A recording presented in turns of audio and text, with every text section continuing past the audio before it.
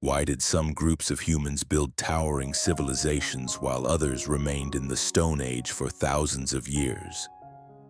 Was it intelligence? Luck? Geography?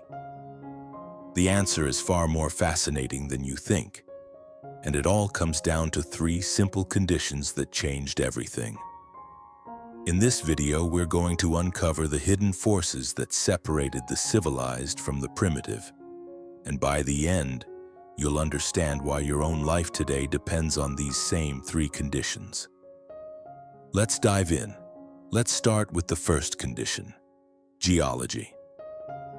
Now, you might think that ancient humans just needed to be smart enough to build civilization, but here's what most people miss.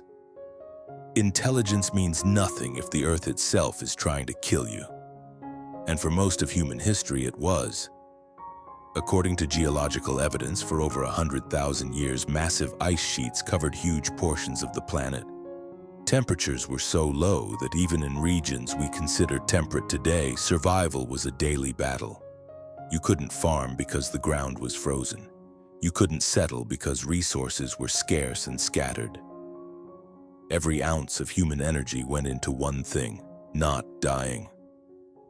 There was no time for art, philosophy, or architecture when your entire tribe could starve if the next hunt failed.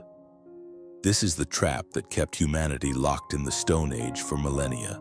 But then, around 12,000 years ago, something miraculous happened. The ice began to retreat, temperatures rose, and for the first time in human history, large portions of Earth became consistently warm and fertile. This geological shift didn't just make life easier, it made civilization possible. Suddenly, humans could stay in one place. They could plant crops and actually expect them to grow. They could build permanent shelters. And most importantly, they could start thinking beyond mere survival. Okay, so the Earth is finally cooperating. But here's the second condition that had to fall into place: economics. And no, I'm not talking about stock markets or currency. I'm talking about something far more fundamental: surplus. Here's what archaeological evidence shows us. For most of human history, people produced exactly enough food to survive, and not a morsel more. Every day was a reset. Wake up, find food, eat food, sleep, repeat. There was no surplus, which meant there was no freedom. Think about it. If you spend every waking hour just trying to eat, when do you have time to invent the wheel? Or writing? Or mathematics? You don't. Civilization requires free time, and free time requires surplus. Then came agriculture. And according to historical records, this changed everything. For the first time, one farmer could produce enough food to feed 10 people. That meant 9 people were suddenly free to do other things, to become craftsmen, priests, soldiers, architects, philosophers. This is called specialization, and it's the economic engine of civilization. Surplus food created free time. Free time created specialists, and specialists created everything else: tools, art, science, government, religion. And just like that, villages became towns. Towns became cities, and cities became civilizations, all because of surplus. All right, we've got a stable climate and economic surplus. But here's the third and most controversial condition: psychology. And this is where things get really interesting and a bit uncomfortable. Here's what makes people uncomfortable. Even when groups had similar climates and similar resources, they didn't all develop at the same rate. Some built empires, others remained tribal. Why? Was it genetics? Culture? Luck? According to the historical texts and artifacts we've uncovered, the answer isn't about intelligence, it's about psychological readiness. Specifically, 3 mental shifts had to happen: the ability to delay gratification, the willingness to submit to authority, and the capacity for abstract thought. First, delayed gratification. Agriculture requires you to plant seeds today and wait months for a harvest. That's psychologically brutal when you're hungry right now. But the groups that mastered this patience, they thrived. Second, submission to authority. Large-scale projects, irrigation walls, temples require coordination. That means someone has to lead and everyone else has to follow. Societies that develop this hierarchy could accomplish what individuals never could. And third, abstract thought. Writing, mathematics, law, religion, these are all abstract systems. You can't touch them, but they govern everything. The societies that could think in abstractions could build complex civilizations. When these three psychological conditions aligned, patience, hierarchy, and abstraction, something magical happened. Humans stopped being clever animals and became civilized beings. They could plan for generations, organize thousands, and encode knowledge that would outlive them. Now here's where it gets really fascinating. These three conditions, geological, economic, and psychological, they didn't work in isolation. They fed off each other in a powerful feedback loop. Let's trace this loop. First, geology.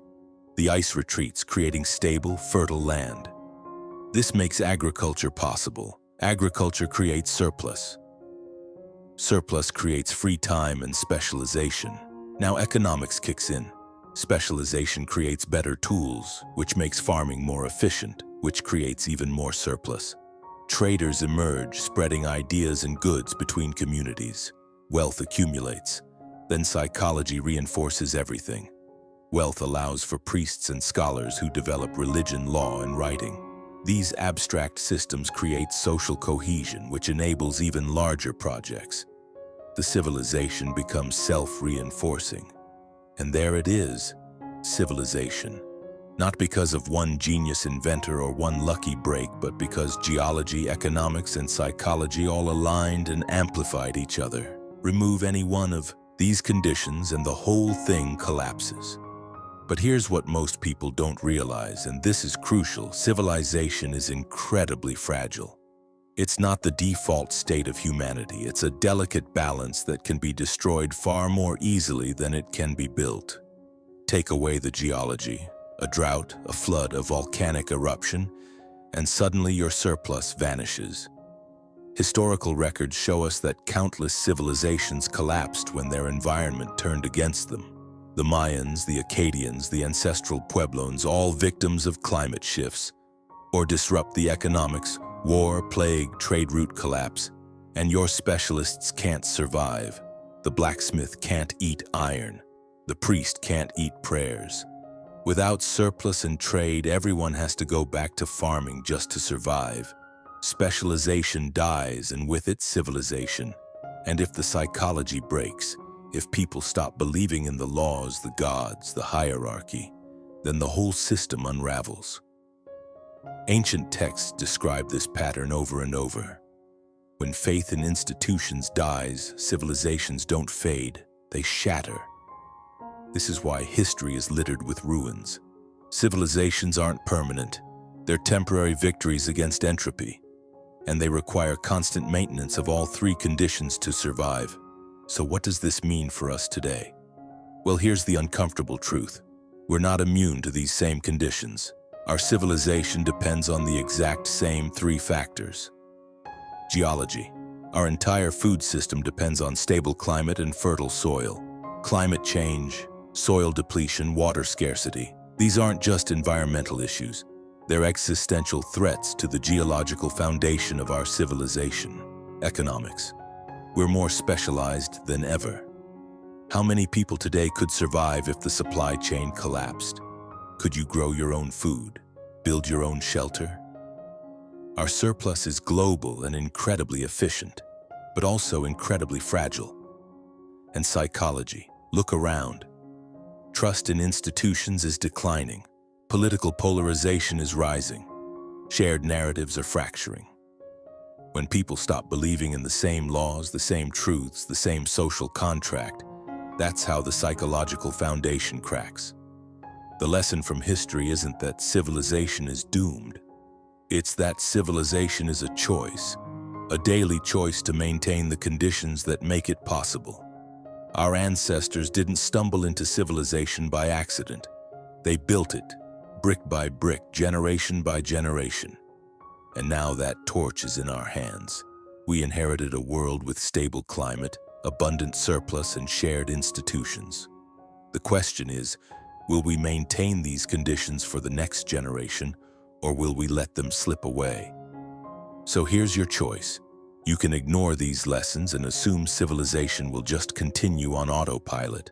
Or you can recognize that you're part of this story, that your actions, your choices, your values contribute to maintaining or eroding these conditions. On the geological front, support sustainable practices, understand where your food comes from, advocate for environmental policies that protect the natural systems we depend on. It's not abstract, it's survival. On the economic front, build resilient systems, support local production, learn skills beyond your specialization. The more self-sufficient and interconnected your community, the more shock-resistant your civilization. And on the psychological front, rebuild shared narratives. Listen to people you disagree with. Strengthen institutions worth believing in. Civilization requires a shared sense of we, and that starts with you. The story of civilization isn't just ancient history, it's happening right now. Every day, billions of people wake up and participate in this incredible, fragile experiment. We take it for granted, but our ancestors would have called it a miracle. So the next time you flip on a light switch, buy food at a store, or read a book, pause for a moment. You're experiencing something that took 200,000 years of human struggle to achieve, and it only exists because three conditions aligned. This is just the beginning.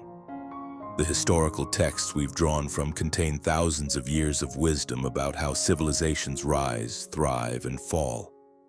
And there's so much more to explore.